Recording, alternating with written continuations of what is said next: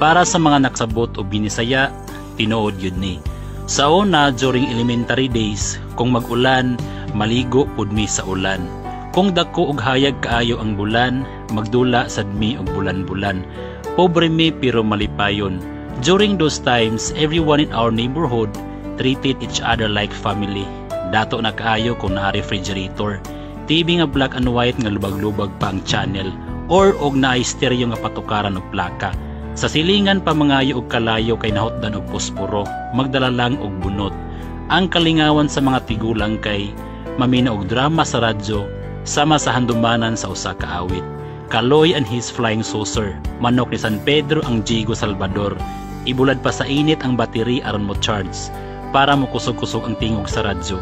Tanang silingan ang tinawganay auntie, ate, nanay, mader, tita, tiya, tiyo, yaya, tay, uncle, nong ug nang. Even if they were not related, we went out on the streets mukaon og bayabas og balingbing. Kung way bunga, udlot na lang sa bayabas. Kay mito, tambis, chiris ug uban pa. Inig-uli ang sinina na puno sa morsiko. We're happy roaming around our neighbor's yard. Mamulak og mangga og santol. Din mangayo pa og asin sa silingan. We got dirty till the sunset. Usahay makusian pa kay bulingit na. And the sky was orange, basta orange ang langit, naay ulan pagkaugma. We didn't eat fast food, kay wala pa nauso ang McDonald's, Mang Inasal ug Jollibee. We ate home-cooked meals, ginisang tangkong, pako, kapayas, ginataang nangka, sinukbang isda, tinulang manok Bisaya, linusak na saging. Kontento nami sa homemade ice candy. Unya ibaligya tag 50 centavos. Makadula lang kung mahumanta ng trabaho.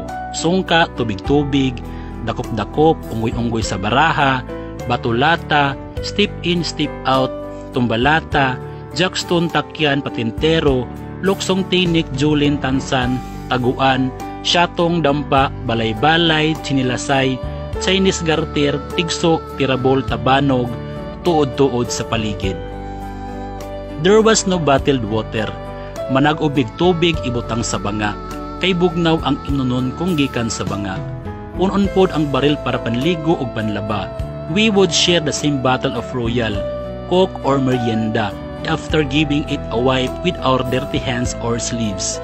Manumbalay sa laing silingan para makatana og TV. Lingaw kaayo kay magkahiusa tanang tao. Og labi na kami mga bata, lingkod lang sa salog. Makalingaw kaayo, ang TV kay black and white pa. Magtagan-tagan pa sa commercial.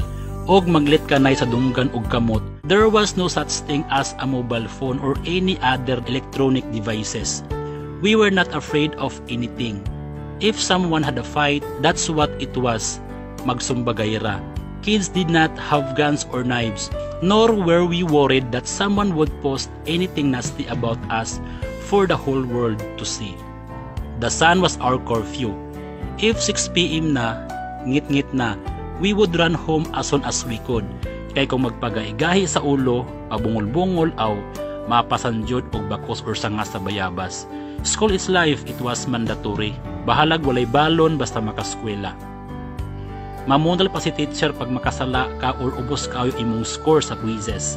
Pero disiplina ra. We watch our mouths around our elders because we knew we would get reprimanded if we were disrespectful in any way.